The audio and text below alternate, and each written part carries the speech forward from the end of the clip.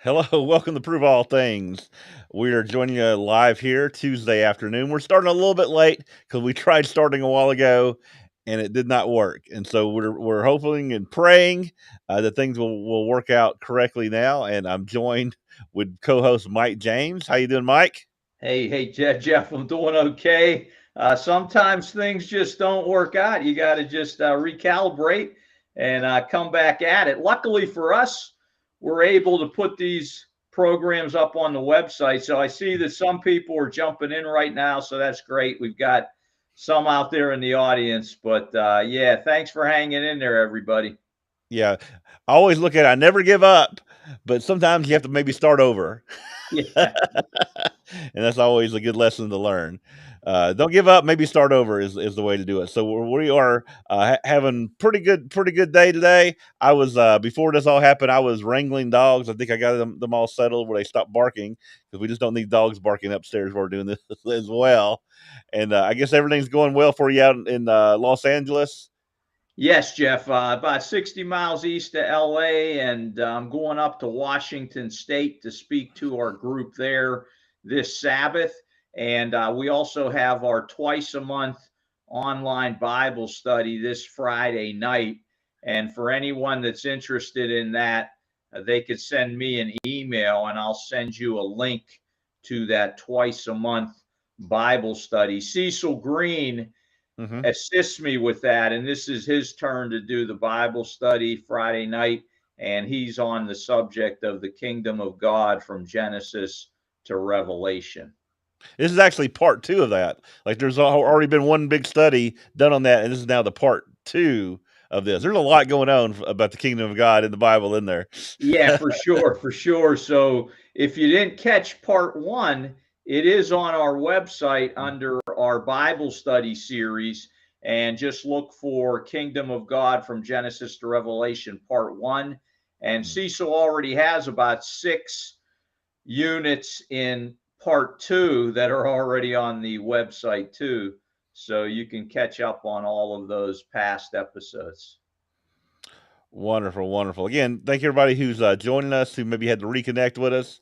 We're glad to have you out there, and we're going to bring in our guest, who is, I guess, a regular guest now. We have a lot of regular guests, but one of our favorites, Alan Wolfkill, who's joining us again. I guess from the same area as where Mike's at. How Yeah, you doing? yeah. Yeah. Alan, why don't you tell everybody where you're Hey at guys. near LA? Hey, yeah. I'm a little bit southwest of you. I'm so close to Disneyland. The past couple nights, I can hear the fireworks going off, and it is so loud because this condominium complex where I'm at is concrete. It's like those old school lofts that people modify, so it just booms. I gotta imagine what it sounded like for guys in bunkers. So this, yeah, Disneyland is literally just down the block and on the other side of the interstate, and it's really really loud. So that's where I'm at. I'm right next to there, and Gotcha. Angel Okay. Stadium is behind me on my left, and also where the Ducks play. And then there's a training facility right behind where I'm at, another isoplex where I think the Ducks go in there. I was told that, so they go in there and do their training. Oh, cool, cool. Yeah, And Anaheim. you're down there because of a work commitment, Yes, but sir. you live up near Reseda. Is that Yeah, I correct? live in Reseda. Yeah, out in Okay. San Fernando Valley, where I think it's supposed to be over 100 degrees there today. Wow, wow. Yeah, Yeah. we're So, getting but up here in Fontana too. So. well, you should get a bit of a breeze from the mountains, I think. But yeah, this is the office where I'm working, and it's a fantastic facility. I don't know how much I could get into it, Hmm. but I'll give you 2 minutes on it. It's a fantastic program what this Dr. Nader is doing, and he has been beginning working primarily with sports injuries, a lot of brain traumatic injuries, Hmm. and he's opened up his scope of practice to working with people with other brain injuries, and just a little bit that I'm learning so far, and I'm only in my second week, and there's so much to learn. I don't even know where to begin. But it's let's just say there's one client that I can see that there is so much progress in such a Mhm. short period of time that it's just mind-boggling what this man and his staff are able to do for these people. It's really blowing my mind. So Mhm. I'm at the tip of the iceberg of learning about this stuff, and I'm ready to go full bore into learning more and more about it as much as I can. Yeah, that's cool, Alan. I know we Yeah. talked a little bit about that at Sabbath services last week. Yeah, Maybe in the future, we can get into a program about the type of absolutely. work that's Yeah. being done there. It's very interesting, and it would relate to what we do on the program. So I'll say the name. It's the VCAT Treatment Center for Brain Enhancement and Psychological Services. So Okay. it's about remapping and Mhm. recharting synapses that have been Mhm. damaged. So it's also showing to alter people with other cognitive issues. Primarily, that comes to my mind right now is the Alzheimer's and other forms of dementia. So yes, Dr. Nader, he is here in Anaheim. Fantastic work. Yeah, Fantastic, cool. Whoa, wonderful! I'm glad you're now part of that. yeah, That's me too. What a very blessing. cool. So I guess last time you were on, you were traveling uh out to some national park areas and different places, and we caught Mm-hmm. you on the road, and Yeah, so that trip will work out pretty good for you. and here I have a new set. Yep, Look like yep, a little. Yeah. yeah. I'm a man on the road. Oh yeah, So how yeah. did that go? How did that go, Alan, with the kids out there that you were talking to?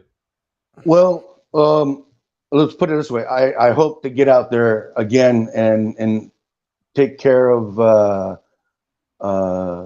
some issues that I wasn't able to with the children. Uh, I haven't been in contact with them since the last time I spoke, but it seemed to have gone well. Hmm. Um, I would really like to maybe start an outreach, working with them in a greater capacity, and having children from the reservation know more about who God is in the matter of how we know who God is. So uh, Yeah, I don't and really. yeah, What were we've you been gonna say? talking. We've been talking, I guess, over the last few times you've been about, I guess, spirituality and Native Americans, and maybe some misconceptions about Native Americans and Uh-huh. spirituality and things like that.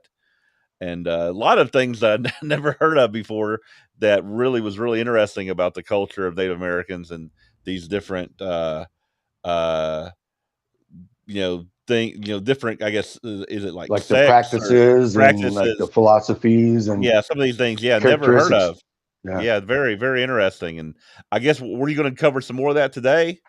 Yeah, I wanted to go over some ground that we've been on, but maybe expand a little bit more and give some more detail. Okay. Put a few more coats over the lacquer, so to speak. But I was interested in finding out that when you went on your trip, that you went south.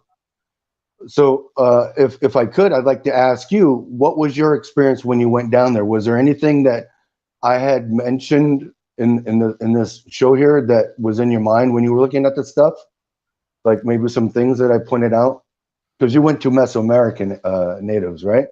Yeah, well, I went to, and again, this wasn't like me being doing studies or nothing. I was just on a cruise ship, and Oh, they're okay. like, and one of the things on the cruise ship is like you can go visit a Mayan temple complex. So the one we went to go visit was at one point the capital of all the Mayan cities, and it was really interesting. Our tour guide was telling us about how this Mayan civilization was trading with the folks that would be there in California, Hmm. Arizona. There was a really big Absolutely. train Yeah. complex that was going on, and I guess the Mayans had the written language, and I think in some of the areas they considered the folks who were not part of the Mayan culture to be like So were barbarians you in at a a sense. Mayan or an Aztec or It was what it culture were was you it, at? it was a Mayan temple complex, Okay, let that me interject here. was there. This is what I'm Yes. asking. Do you recall when I was saying that they were like graffiti artists when it came to how much they wrote? Oh, Did you yes. notice all the writing, every surface you can possibly imagine was covered with some sort of writing? Yes. Yeah. Yeah. Whereas some of the other cultures that did the same temples Hmm. in appearance didn't have that. They used symbols of like Hmm. shapes of animals and dragon-like looking things and serpents and others. But Yeah, where you went, for what I learned is that the Mayans, as far as that time, were the only culture in the Americas that had a written form of writing, and so they were able, I guess, because of the commerce or whatever, that made them very mhm, successful because they were able to keep up with stuff and pass technology along through this writing. So it's yeah, very interesting to learn about that culture. I also learn how that they were in contact with the other uh, native peoples from around, the North American stuff, as far as a trade culture was involved yes, and stuff. absolutely. There were trade Yeah. routes, and with this new technology, with the this new form of radar, I forget what it's called, but Hmm. they don't even need to use satellites to do this. But they put these devices underneath the wings of like a Cessna airplane. They fly Hmm. over the jungle. They can see through the entire canopy, and now they're discovering that the jungle has just completely engulfed this massive like spread, like thousands of square miles, literal Hmm. thousands of square miles, where there are routes that you can now see where there were dwellings, but you wouldn't know that they were there because the canopy is covering it. The soil took over, and the jungle just wiped out everything Yeah, well, in that by area where I was overgrowth. at, in the area we're at, there are still 2 million Mayans who live in that area that are That's descendants amazing. from the people who still have the language, still have the culture, still have Hmm. the traditions that are passed on. So there's still, I mean, the culture just what happened, I guess, from what I understand, is that the Mayans were a very powerful culture, very they a lot of technology, lot of trade, lot going on. It's that at the time that the Spanish came over, they were involved in a lot of internal wars, and so by the time the Yes. Spanish came over, they were very weakened, and it was very easy for them to be conquered, and they were unfortunately conquered by the Well, they Spanish. helped to undermine the empire that the Aztecs had. Hmm. So they gave them tricks of the trade and how to go about helping the Spaniards because they didn't like the men to the north, which is kind of something I'd like to get into Yeah, a little bit and I later. guess what a lot of and I guess I would say like the white man's or the people who are not American, Indians or Native Americans to say is the perception is that the cultures in the Americas were very primitive, that they weren't advanced, they weren't cultured, and that's a very wrong perception when you look Yeah, at especially you've how been there things and you were. saw it. How do you build that if you're primitive? Yeah, it's not. There was nothing primitive about it. It was just as Mm, advanced as Europe. It was just or China. It was just this done in a different community, different way. But it was very, different very, setting. Yeah. very advanced. And so it was just, I guess, unfortunate for the peoples that were conquered, that Mm. the conquering happened and those civilizations fell. Yeah, it was very brutal, as Yeah, we know how warfare can be. We read history, yeah, and every culture has their horrors and what they do to those that they capture, hmm, and the same happened here, yeah, and they made religion of it most of the hmm, time. Now, right. did you go into these facilities that you went to, just out of curiosity? Well, again, so I was just at the one temple complex. I mean, I walked into some areas. One was like an oven, and Uh looked huh. around the different buildings.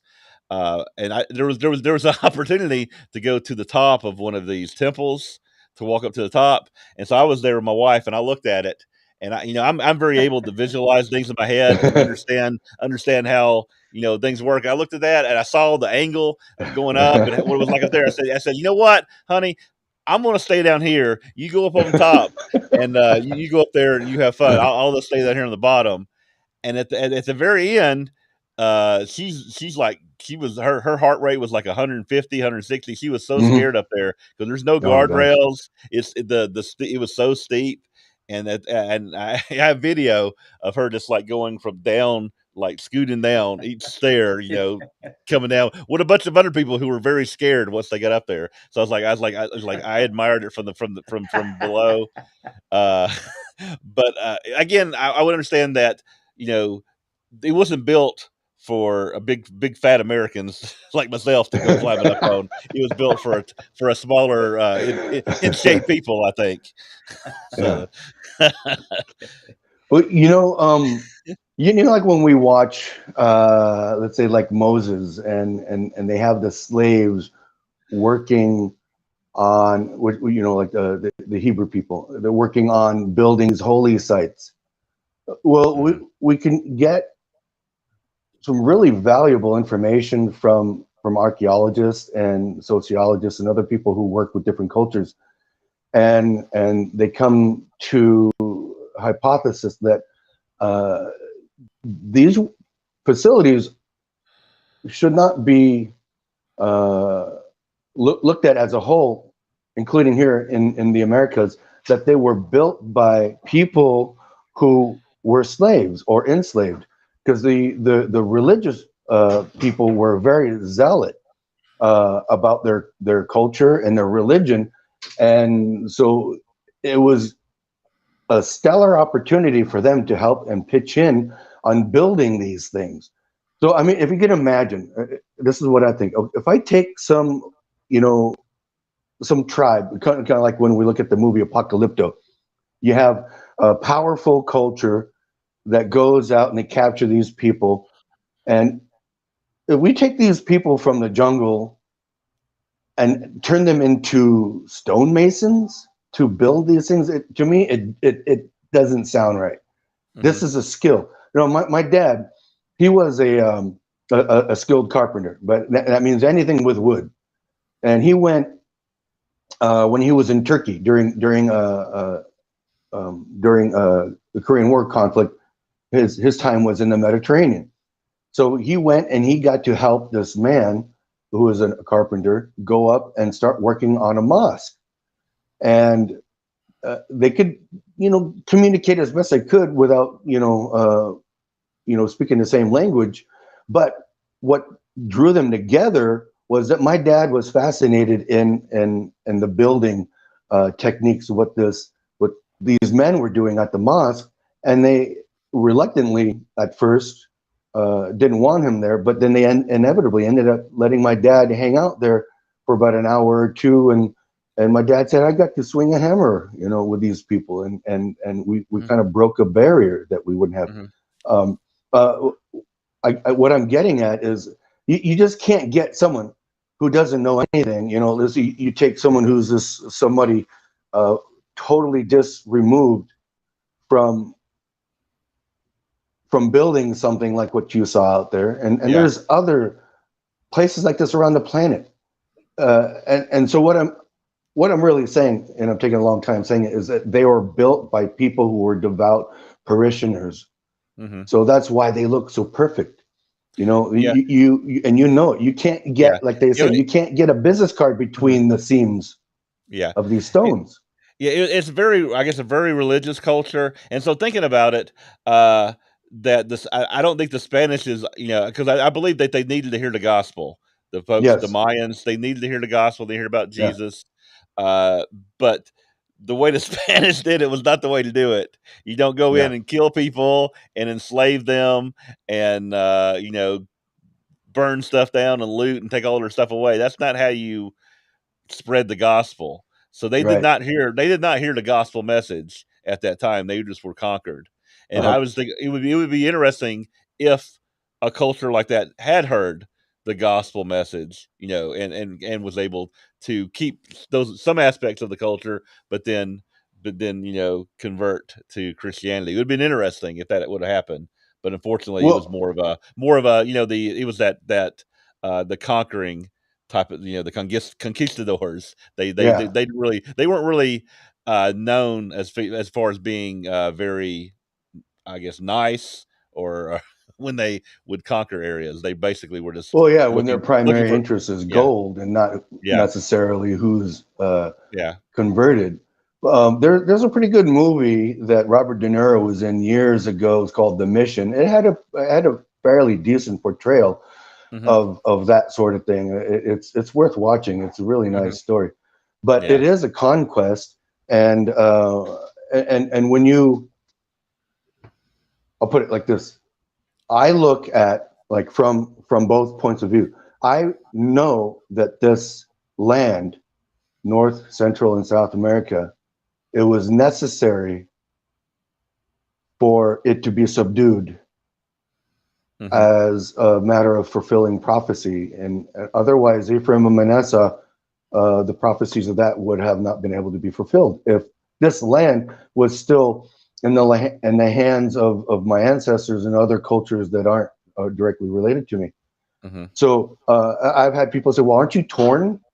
I go, "Well, no, because I know that God, the supreme creator of this universe, the self-existent one, has a plan that is far greater than any human being can concoct. And so Hmm. whatever took place, I know that it would be a very bloody day thinking about the conquistadors kicking out millions of people in the Mexico region. And I mean, and then to think of, like, the height of the blood to the mane of a horse's neck, it isn't so far fetched. And because, like, there weren't that many conquistadors, how many men would they have had to kill and slaughter, right? But okay, that's beside the point. What I'm getting Hmm. at is, it, nevertheless, for my brothers who are native, it had to happen. It was inevitable. It was Hmm. a meeting in destiny, so to speak. And um, but there are remnants, and my people that I'm affiliated with in North Dakota, they have something interesting to share that you kind of hinted on Hmm. about 10 minutes ago. Well, was there a message brought? Well, there's a possibility. I don't know. I can only guess and speculate. But Hmm. I got to speaking with one of your past guests, Robert Bates, who's a really good friend of mine. And we Hmm. get into, like, these deep dive conversations, and we philosophize about different topics. And he loves Hebrew culture and the following the roots of the language.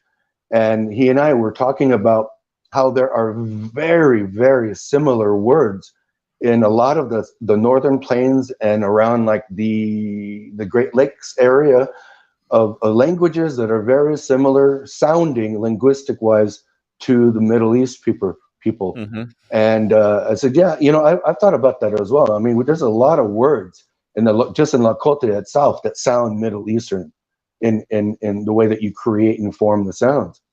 Then we got into, I said, well, is it possible that, like the Leif Erikson days, that men came from the north far before? And so, well, as a matter of fact, there are legends within Native Americans of this area that I just gave.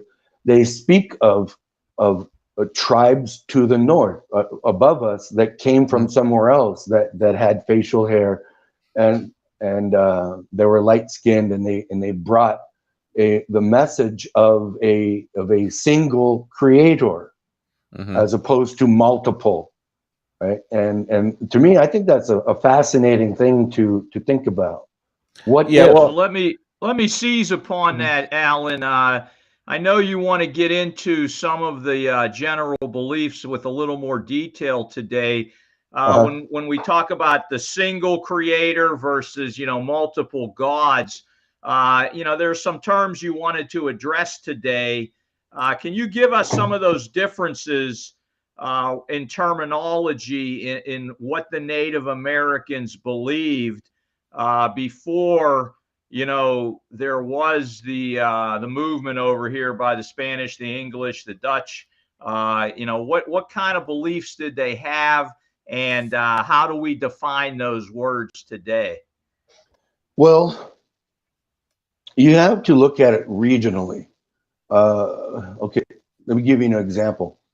In just the plains itself, the majority of the tribes there, though they spoke different languages, they were still able to communicate with one another to the point, like, as though, let's say someone from Peru who speaks Spanish could make sense of what someone speaking Portuguese is saying.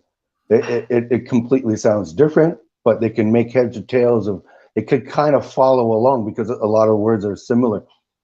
Also, maybe some of the regions in Spain where they have different methods of pronouncing sounds. Like they're in, I don't want to sound like I'm making fun of anyone in Spain, but there's certain areas where they do a lot of th sounds, and it's just how they pronounce their words. And then, so broader sense, Latin is, as we know, I mean, we study parts of Latin when we do like Bible scripture studies and stuff like that, and there's root word origins. So how far into like the Latin that they speak in Italy is familiar? Well, I have a friend of mine who is from Argentina, and he seems to understand a good portion, not a lot, but enough Italian to understand what they're talking about, to follow along. So like that, the Great Plains was like that. As diverse as it wasn't that diverse that they could not understand one another. And that's from southern tip of Texas, all the way up to what we know as the Canadian border now and beyond, to like the Cree and the Northern Cree. Now, here's a contrast to that. In California, there are 27 distinct linguist groups, and they don't understand one another. They're so diverse that the language from, let's say, here in Anaheim is completely different than the San Fernando Valley, and on and up. And the further north that you go to the Yurok people up in Northern California near the Russian River coming out of Northern California, they're not going to make heads or tails of what they're saying, because and also not only the language, but because of like how the language is so diverse, the culture is extremely diverse. The philosophies and how to behave and react to certain things, like is there tribal law? Is there no tribal law? What do we do if someone's murdered? Is there such a thing as murder? So something extremely unique is different with the Plains tribes and those across the northern border of the United States and Canada. Like, let's say from the but let me ask you this, Nez Alan. Perce. Yeah, how did that relate to the religion then? I mean, were there polytheists in certain areas, and then there were henotheists outside of those areas, or was everybody believing in multiple gods, or you know, how different was the religion? Well, it was as different as what I described with how California is, because as diverse as California is, how I just described, the Plains tribes were more like one another than not.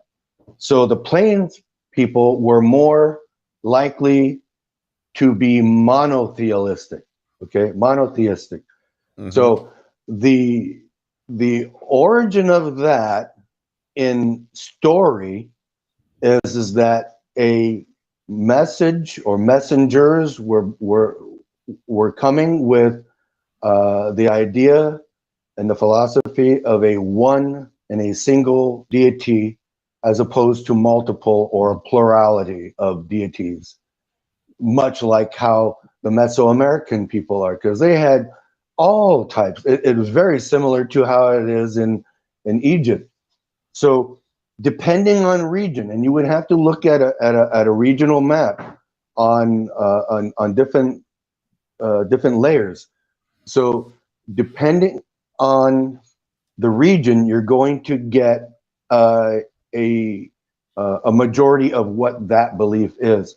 So let's say if you take a region that is from Florida to Georgia up to roughly, let's say, Ohio, like where the Shawnee were originally, like the Ohio Valley, coming out of there. they're going to be a plural, but they still believe in a singular above them all.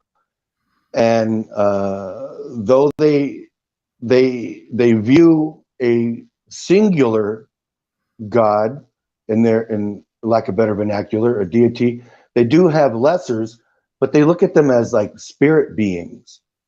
So like in the what I sent you in the email, in the bottom one, in the shamanistic, some of these spirit beings, as you see, I put it in the highlight, they're called shapeshifters.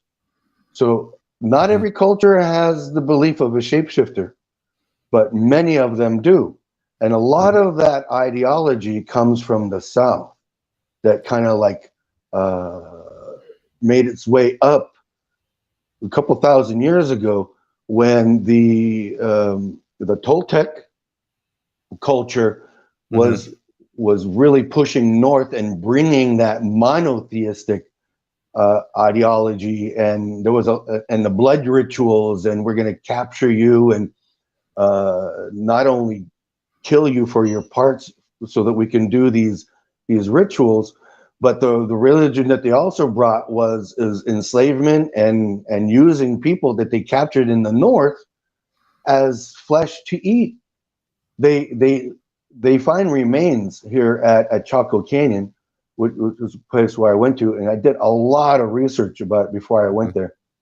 And what the locals don't want to admit to is that the culture that was there was so grotesque and vile in their methods of eating other human beings. It was to the point like you go to different cultures around the world and you can find the remains of where they cooked. Like you can find their kitchen and their pots and also their latrine. And so combining all of this modern technology, well, there's proof that they actually did eat these human beings because they found fossilized human feces, and there's certain proteins in there that you only get from eating human flesh. And so they found this at Chaco. So, and so the reason for eating the other people, did that have something to do with you would gain their strength or their abilities when you did consume the heart of someone or whatever the body part may be? Do you have any knowledge on that? Well, they did have a belief of doing that because that's what the Toltecs practiced. And the Toltecs are believed to have been in the Chaco area because of this reason. In the Mesoamerica area, they have a practice of binding the skull, so it takes a certain shape. And they found skulls that were exactly like that. Another thing that they found is Mesoamerica, they shaped the teeth, and they would put stones in the teeth as ornaments.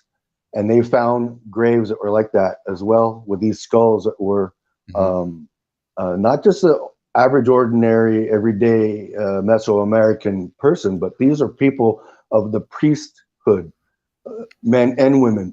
So they were, for some reason, up in the Chaco Canyon area, and there's nothing around there. They gathered these people most likely not just in addition to for their spiritual purposes, taking on the flesh of a warrior or something like that, but they found remains of people that their large bones were cooked and broke open like you would like a crab leg. And also they took their skulls, but this is definitely a religious thing, because they didn't, when they cooked the skulls, they cooked them with the faces facing out so that the face would not be altered, but the inside would be poached. And they would gently open up the skull very meticulously, because you can see by how they open this up, and they would eat the inside of that. So the people who live around there, like the Dene people, which are the Navajo, and their reservation takes up the Four Corners region. It's a very, very vast area, and a lot of it is desolate. A lot of it has water, but the majority of it is just wide open rock, insane looking rock formations. It's just mind boggling what the earth did out there. But all of a sudden, there's this place, Chaco Canyon, and the locals said, we don't go out there because of what took place. There, it's in the modern vernacular, they say there's evil demonic spirits out there, and there's a lot of Christian Navajo now that live out there, and they attend Sunday worship, and they get to talking about it. And I was talking with a couple of elders, as a matter of fact, and they said, no, we don't go out there because of the evil that took place out there, and we don't want anything to do with it. And they're not our people. We're not descendant from the Anasazi, which is the nickname for the people that were out there, which just means ancient ones. But people who do studies have found out that they were from the South. There's too much evidence and so much proof that they weren't a culture that originated from there. They migrated north, and most likely they were doing that for the purposes of looking for a place to spread their spiritual culture and their beliefs. And one more thing on the Chaco spot is that there's no reason for that place to be there. It's only there as a solar and a lunar observatory. And I happened to be around there at the time of a full moon, but I just missed it. So I was hoping to go out there and take some pictures of the alignment, kind of like Stonehenge, so to speak. But these people that are aware of what took place at Chaco, they don't even really want to talk about it. It's kind of like taboo. And then you get to any neighboring peoples of that were of that culture, you find that it's the same. Now, one more thing to throw in there. Now, I don't know if you guys know about Canyon de Chelly or Mesa Verde, but Mesa Verde and Canyon de Chelly are on the Colorado side of this region that I'm speaking of. And I went up to Mesa Verde, and I noticed when I'm looking down, I can see down 40 miles away in the clear sky, because I'm about like just over 9,000 feet elevation up there on Mesa Verde. And I glimpse out and I can see this flat area of where I was a couple of days before that.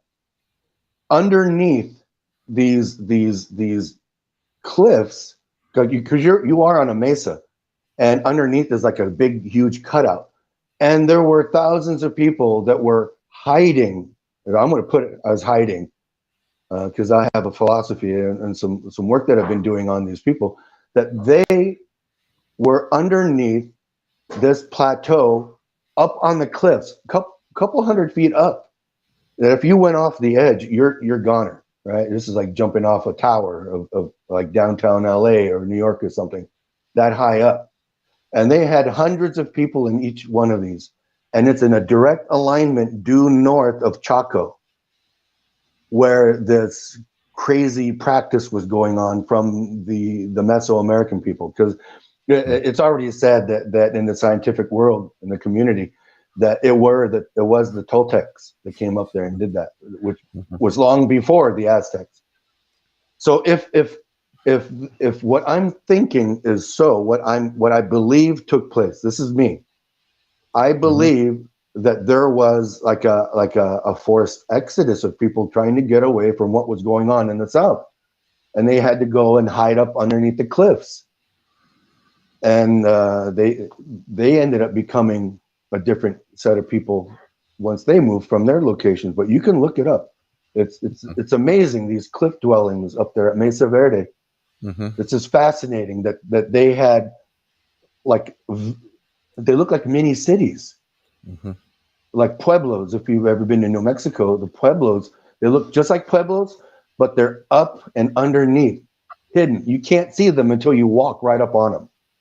So why were they there? They weren't there just because it was a fun place to be. I don't think, because it's a desolate place to live. It really is. And where's the water? You know. So these cultures leading up up to today, becoming enculturated with the European God, which is, as we know, is Christ, came. It did come in the form of conquistadors, and it came in different crowns. It came through England. It came through German, you know, and but the message was brought, and the Great Plains region primarily believes in a singular, and as a result, if even the Spanish and the conquistadors, they left Christianity, even though those who represented or said or claimed to represent Christ, even though I don't believe that they were representatives of that, they still brought the seed and they left it. Yeah. So Well, I guess they brought most, the word, they brought the Bible. I guess they brought the yeah, teachings, and so and they left it, and then later other missionaries came who were gentler, by far gentler, and were able to speak with them in a kinder fashion and say, this is a God of love, this is a God of peace and kindness. And so today, what was very fascinating while I was on my trip, I looked back on the trip and how many Christian natives I come to meet.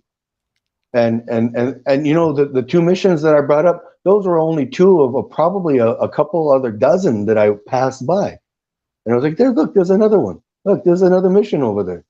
And they're all doing some form of Christian charity on the reservation. And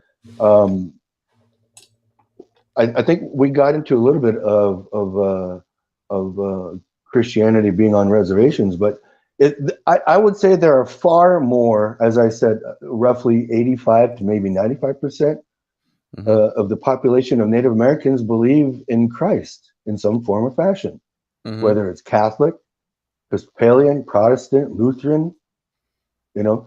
And I was surprised. Mike was there when we had our Passover, that we had two natives visit us in the Church of God. And I was like, wow, I thought I was an anomaly, right? And here we go, here we are meeting two new ones. So I think it's fascinating to me. It is mind-boggling in how our Lord works, and he has his way of doing these things. And I don't fully understand it, and I won't claim to understand even to the least bit. But I love getting what information I do from him through the Spirit.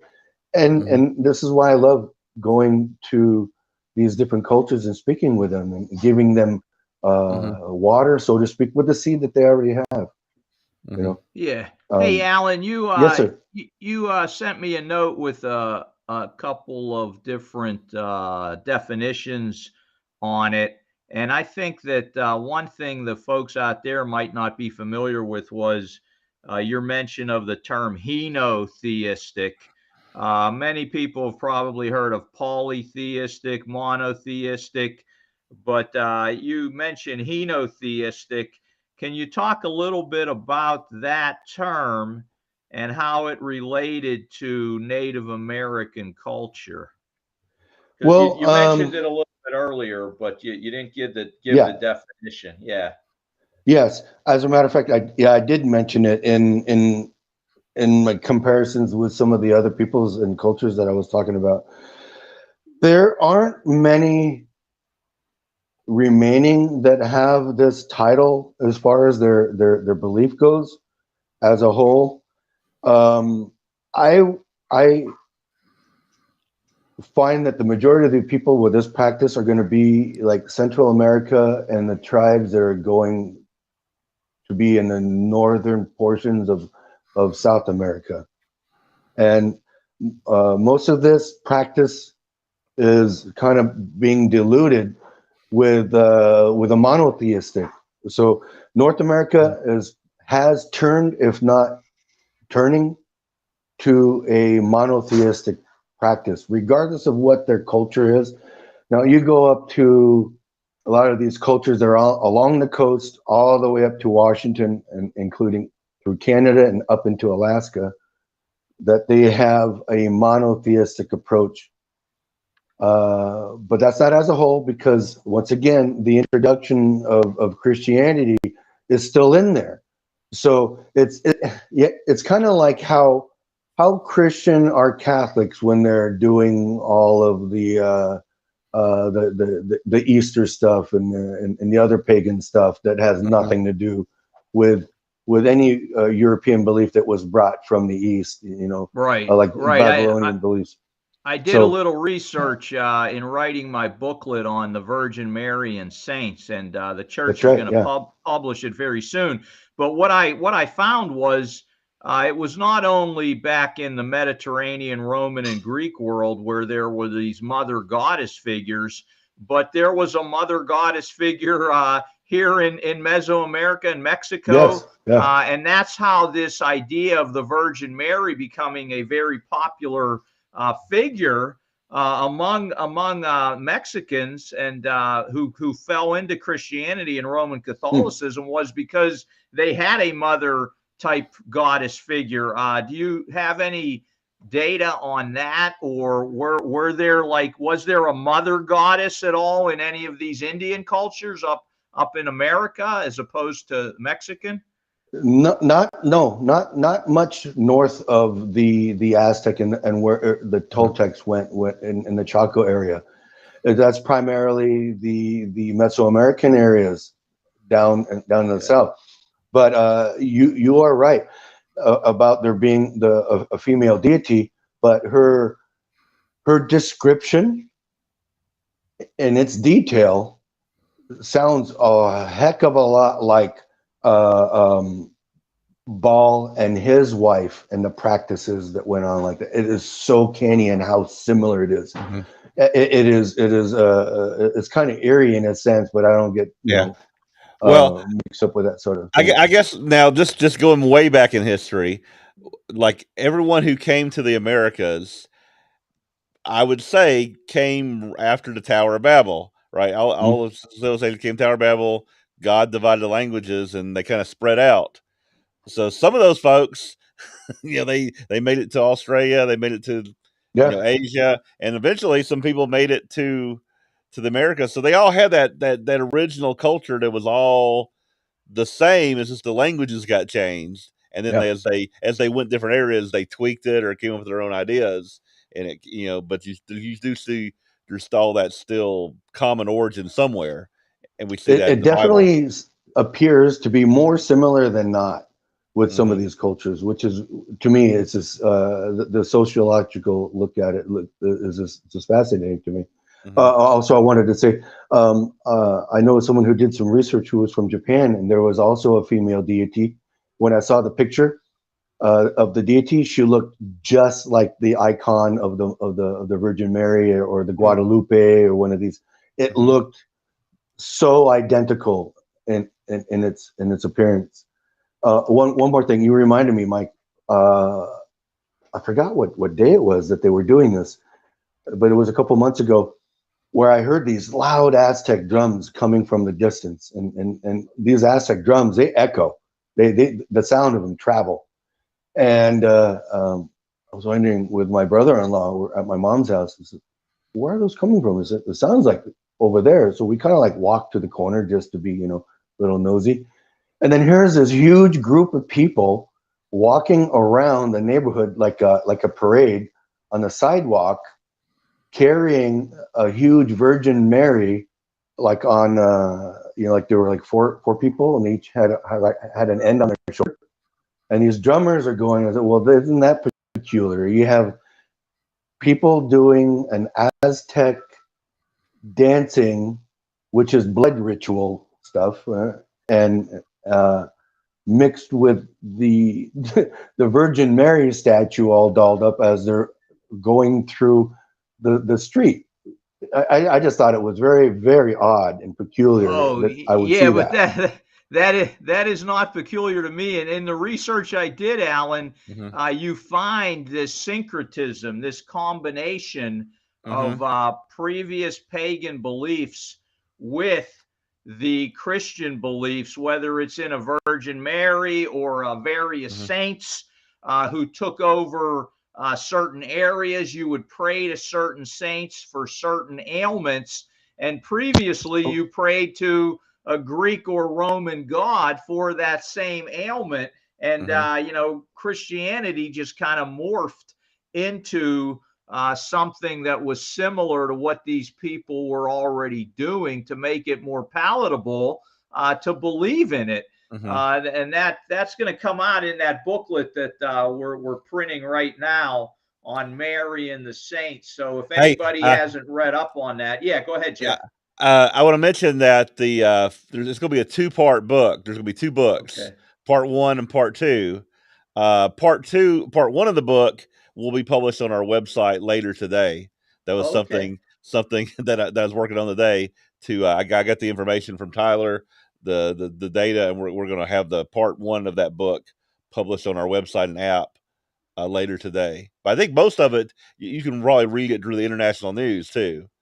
Yeah, Uh, it's that's true. It's in over the last year, Vance was running it in the international news. So if you go through the previous international newses, you can find the whole booklet there. But it gets into some of what Alan is saying here, especially when I was reading up on the Virgin Mary worship in Mexico and how that was connected to the worship of a mother goddess amongst those peoples hundreds and hundreds of years ago. And those same beliefs were similar to the mother goddess over in the Greco-Roman world. So yeah, Yeah. it's fascinating.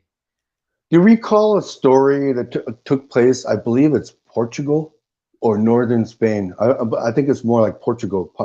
I remember watching this movie when I was a child of this young girl and her sister come up to a burning bush, and the Mother Mary comes to her, and You're the whole talking about town thinks she's nuts.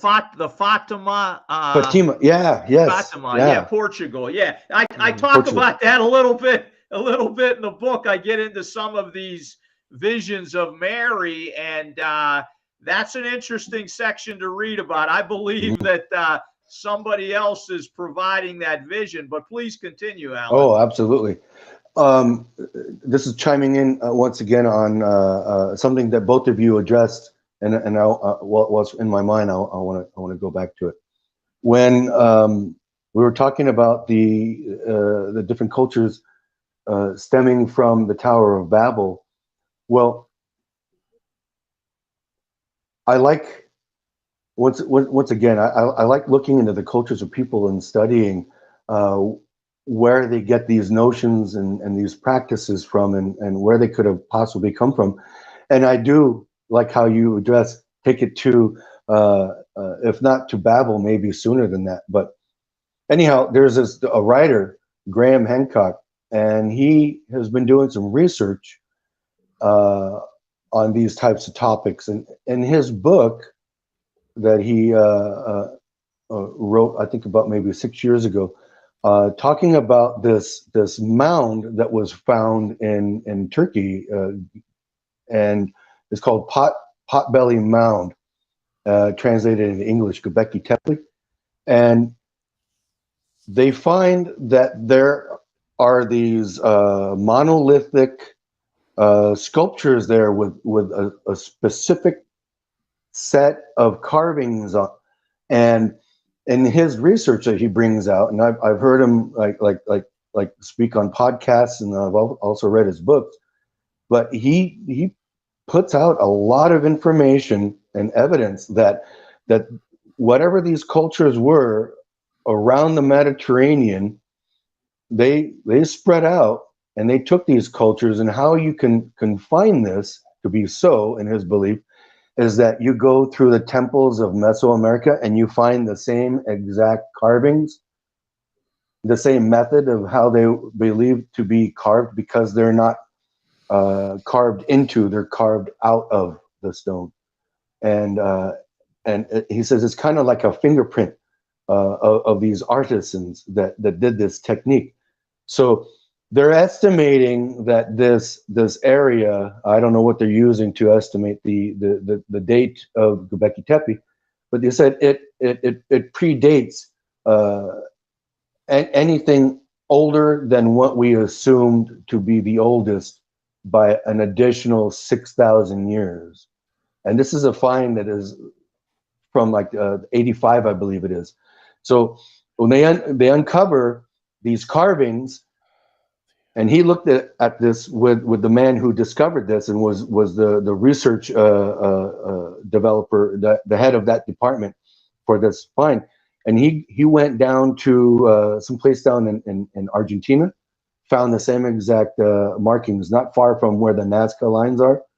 Also, all through these different temples in Mesoamerica, and he's finding the same exact carvings. One of the things that he finds that is that he said was fascinating to him is that these people must have had something that they were offering to others, because there's always this bag. He calls it a man bag in his writing, and each of these cultures have the same exact thing. They also, he went to Indiana and found a mound. It's called Snake Mound, and it's eroded, and they found the same exact carvings over there, according to him. So I haven't been to either of these places to verify this for myself, because but according to him, and the pictures and the diagrams and the stuff that I see, it is so similar, and there's always a serpent involved with it, a serpent and this bag and a bird, the certain particular type of bird. Yeah. Well, I Very guess it's interesting. What's the interesting. name of the author? What's the name Graham of the Hancock. author again? Graham Hancock, in case anybody's Yeah. interested in looking up Yeah. his work. Yeah. Okay. So I think one of the things, and when I saw the city down in South America, I was like interested in all these other cities, and I guess the most ancient one is Teotihuacan. Is that how you pronounce it? Or Teotihuacan, yeah. Yeah, you got it better than me. The city of the gods. But that one was that culture and language is like it kind of predates all these other cultures, and they were like looked at as a city of the gods because they had all this technology and they built all this amazing things that people later on were like how did they do this? So Uh-huh. so it's interesting that culture arose very early, and for whatever reasons failed, and then later on I guess the Aztecs and other peoples used that city, but they weren't the builders of it. It was a a more ancient culture. So those kind of things, it's to me is interesting. Is like how did the people get here? When did they come? Where did they come from exactly? I guess we really don't know, but it's definitely you know interesting to look at those origins and those connections. Oh yeah, without a doubt. I mean, I look even looking at like Machu Picchu, that was covered up, and they discovered it and start pulling earth away and find that it's an observatory, and it was built to look at the stars, and a lot of, if not You nearly definitely every one of these were that done that wasn't way built as for well. it wasn't built for convenience. I know that because it's out in the Not middle of at the It's all. mountains. way up. No, they didn't Yeah, live in them. And you can look at those things. They weren't yeah, intended for no, living. They were yeah, intended for worshiping. Yeah. hmm And so now when you go to the plains people, completely different. You could call them nomadic, but they say, well, we know where we're going. We followed, the migratory animals, like when the bison goes south to Texas during the winter, it's a nice place to be down there as opposed to being up in Canada or farther north. And one of the things that I learned in anthropology and is that the cultures that have the most abundant amount of food are going to be the most diverse with not only language and art, but also in their philosophy and the philosophy of their religion. So those people that built those temples had to have had a lot of food and abundance for them to build the structures that they did. Well, that It's makes just a lot of sense. If you don't have a food source, you're going to be looking to find one all your time of the day rather than getting into exactly, all these other yeah. things. So that makes a lot of sense. Yeah. Well, I guess it goes. So You have the hunter gatherers, which that's what they spend most of their time doing. But then when mhm. you have people who are able to farm and develop, store food and stuff like that, they got more time to work on. They got more time to do stuff, so they build things and they And develop that's a religion and perfect stuff. point, because when you are hunting and gathering, your primary attention is going towards what's going on with nature. Hmm. Looking at how the plants are growing, looking at the blossoms, and paying attention to the environment of what the animals are and aren't doing. You know, so that's at a different attention span, as opposed to what some of these cultures were doing down south, that Hmm. because they had an abundance amount of food, food could be brought to them. I mean, look at these priests that were down there. They didn't have to go out into the jungle and hunt or harvest or anything like Yeah. that. It was brought to them pre-made. But when Hmm. you're nomadic, and your house is on your back, and whatever you can find as you go, you're going to be more observant and paying attention to the topography, and what the changing land is doing. What direction is this river bend going to take me? If you've never been around this mountain valley, or and on. So the the the practices of the people and of the cultures become so different. So most of these people that are in that description are, for whatever reason, monotheistic. They believe in a singular. And I think I mentioned this before. I'll say it again. This is the Wahatonka, the Great Spirit, the one and only. So if you say it in its fullness, Hmm. Wahatonka Tonkashala, the one and only Great Spirit. When I say that, I know what that means to me. I can say that in Hebrew. Right? We read that straight across from Hebrew to English. It's the Hmm. self-existent one, right? And so Yeah.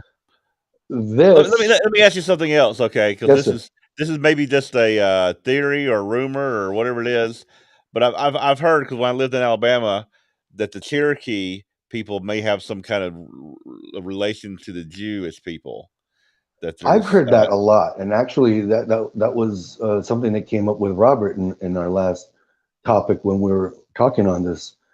And but we couldn't get too deep, because I mean, like right now yeah. we have so many things that we can discuss, that if we were just to stay on one and then let it Yeah. unfold, it would take hours. So that's something that But we do need to come back to. but the thing is, so maybe, and this is just, like it's very complicated, more complicated. You can't simplify what was going on in the Oh, Americas. without a 'Cause doubt. there's always people probably migrating from other parts of the world, setting up a Hmm. base, coming in, intermarrying with the people, creating new cultures. This was happening for thousands and thousands of years, Oh, and so it's absolutely. it's, it's very hard just to say, to simplify it. Is a very, very interesting and complicated system that was going on. Jeff, have you ever heard of a man named Thor Heyerdahl? Or No. you, Mike? Okay, I first heard about him when I was doing Yeah. anthropology. You've heard of him. Okay, so he had this belief, and come to find out later, he's Mormon, and he really believed that when he was doing his archaeology in Central and Mesoamerica and northern portions of South America, that there was migratory routes with tule boats coming from Africa. And what his primary reason for saying that at first was that when he found the carvings on these temples, he saw what he thought looked like carvings of elephants and their ears and their trunk. Well, Mhm. as you go further north from the area that he was examining, the same carvings are there, but the name of the people that carved them, they call themselves the macaw, like as in the parrot. Mhm. And they said, no, this is our symbol. We don't know what that creature is that you're describing, but we Mhm. are drawing the face of a macaw. But okay, nevertheless, he Mhm. continued looking into this stuff, and he's done a lot of research in many different ways because of his practices.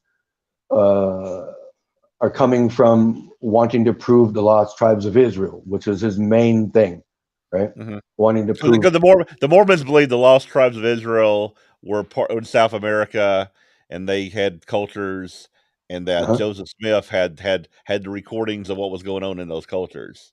That's what they believe. Well, it's interesting. You know, I want to fantasize about it and maybe think that there might be Yeah, something to it. You know, there yeah, might be, but it's so. How do we even know? How would we know? I mean, yeah. we you know, we do DNA. There, I don't see any Hebrew DNA in any of these cultures here that we're describing, or some of these blood DNA. Banks that you can send your stuff to, they can actually tell you that you thought you were Jewish. No, you're actually from the tribe of Dan. So Mm-hmm, they can narrow it down like that. I don't know how they do that, but they do. mm-hmm, And whether it's so or not, that's what they're coming up with. yeah. But I believe that Tor, I think he pronounces it Thor or Tor, either one. But he is definitely onto something as far as migration goes. So when you do the DNA, and I don't recall if I mentioned this here or not, but Pacific coastal tribes have DNA of Polynesians. So Mm-hmm, from all the way down in Chile, as far north as about like Astoria, Oregon, those mm-hmm, tribes along the coast have Polynesian DNA, mm-hmm, which is another form showing us that another form of how they came this way. mm-hmm, Like Easter Island isn't that far off of southern South America. I mm-hmm. mean, as far as you know, a boat goes. I mean, if they went all across Polynesia, I mean, and it would probably be safe to say that all of the Pacific Ocean is Polynesia, if you look at it realistically Yeah, and how they right. did that. So there were different routes, and so going back to this idea of who were these people that came from the north, and so it had to have been roughly 1,200 plus years ago that these the longboats, you know, from the men coming from like the Nordic areas coming.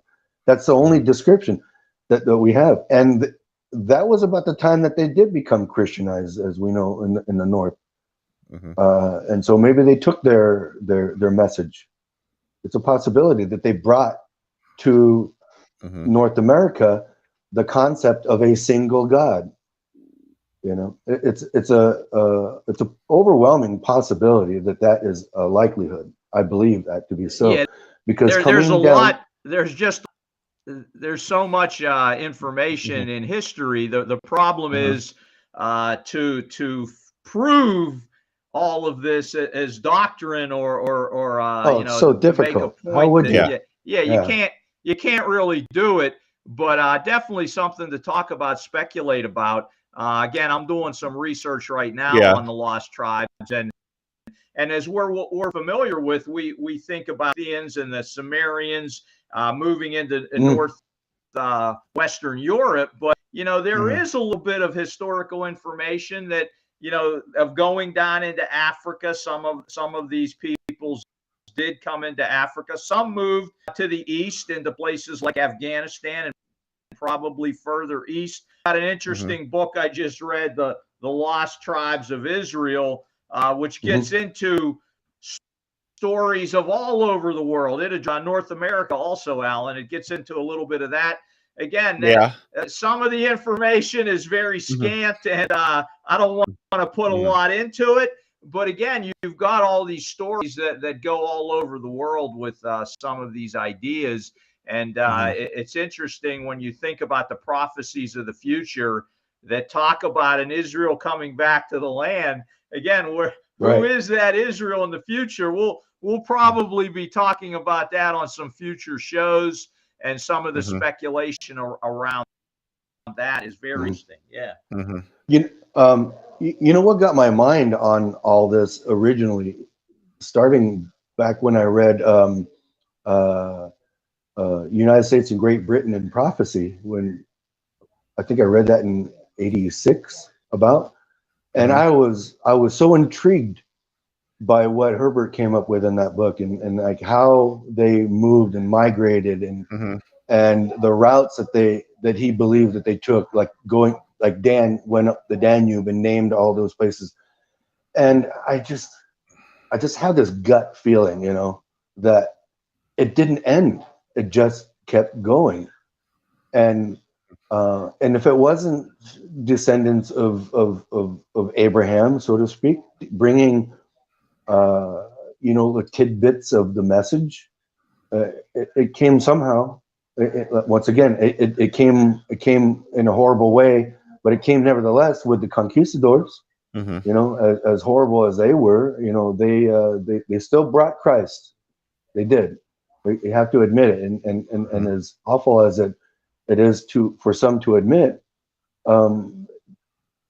there was a beauty in the horror at the same time. So when I get to speaking with natives who are reluctant because of like about the boarding home era, and it took a lot of families apart, just and of course we're hearing now up in Canada that they're discovering these mass graves of all of these young children. So people have a resentment that is handed down, and they are very reluctant to go towards anything that sounds like it's Christian. And I have to remind them, I said, look, the book is what you need, not the reader. Don't allow these people who came as representatives represent who the true living God is. And when I get to talk to them in that fashion, I get their attention. And these are people that are very staunch about, I don't want anything to do with that God or that church or whatever.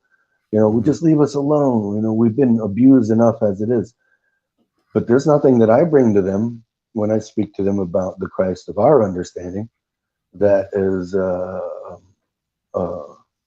sword in a hand. His sword was his mouth. So when they get that information from me or anyone else who gives it to them, I don't think that there's that many in my belief, because they're institutionalized religions that have really affected the people and them wanting to be submissive to something new. And I remember when Herbert said about changing your religion is more difficult than what box of soap I'm going to use to clean my clothes.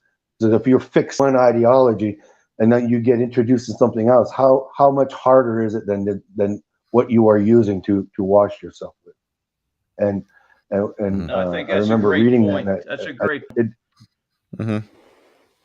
Yeah. All right. And the so point you made there, Alan, which is we've got to go to the book instead of what the believers of the book absolutely brought about. Yeah. What does the text say, and not someone at a pulpit say? So we're right, Jeff. And yes. Yeah. Right. We're going a little over, but I think we need to finish up here in the next couple of minutes. So definitely a lot of interesting things we could speculate about all day long on the different things, but it's definitely interesting. It's interesting to read. I guess for me, when I look at different cultures around the world, I know that God's plan for every one of them is to be born into the kingdom of God. So that whatever time it is for them to call, whether now or later, whenever, God wants every single culture, everyone to be born into the kingdom of God, and that's His plan. And He says, everyone. Thank you for saying that. Yeah. He says that that his goal is that none should perish, right? That all should come to repentance. So that's the thing to realize, is that it may not be happening now, but it's going to happen at some point. And that's the true connection that we all have to each other, is that whether we know it or not. I appreciate the being fluid with our talking points today, because we did actually touch every one of them, but in a very fluid form. And I like the way that we went over our discussion today. It was more like we're sitting in the room together having a conversation, but you can see, right, what Yeah. I sent you guys. I have some important stuff that I want to bring up, and a couple of stories, and I'll just, if I may, just throw it out there real quick. Like, Yeah, and I I think have, we lost Mike's connection. He'll probably join us in a moment, so I'm gonna let you finish okay. up with what you have, and then we'll conclude here in a moment. Well, Go I ahead. just wanted to mention that a talking point of going into the practice of those who believe in the shapeshifters. Hmm. That's something I highlighted. I only mentioned, but I have a story that is valuable for that, and also the northern tribes and how they were typically looked down, how they typically would look down upon, like the Olmec, Toltec, Teotihuacan people, and those other ones that are on that list, and how they were different from those of the South. So, so there's two areas here that I'd like to address. We don't have time to do it now, but Yeah, I like I said, I did mention about the shapeshifters. but you know what we could That, do? We'll just have to do that in the next program when you come and join us. yeah, Is get into because these are detail of two those. valuable things that we can just go right Yeah, into, and I give you some firsthand experience with. Well, how much time do we have? we are actually We're 15 minutes over. We've already gone 15 okay. minutes Yeah, I over can our see time. the. I Yeah, just now noticed that the stopwatch on top, and we yeah, started late too. Okay, yeah. but you So, have to remember to for me to give you the story yeah. about this shapeshifter encounter, and we'll talk about that in depth, and because I want to run that by you guys and see what you have to say about this encounter that I had. It was very bizarre, and I don't even know what to make of it. Except I'll give you the story, and it's an odd one. Yeah, we should Yeah, save that. We should save that for the next time we do this because I'm yeah, sure we have a lot to say about that. So absolutely, you will. yeah. All right. Your jaw will drop. It will. All right. Well, I want to thank you for joining us today, and I want to thank everybody out there who's joined us for your comments. And again, it's always a pleasure to have you on the show, Alan. Okay. Uh, Thank you, Jeff. and we'll see I you when we appreciate have you you. guys as well. When we schedule you again next time, we definitely look forward to that as well. So goodbye, everybody, and we'll see everybody next week. Bye bye now.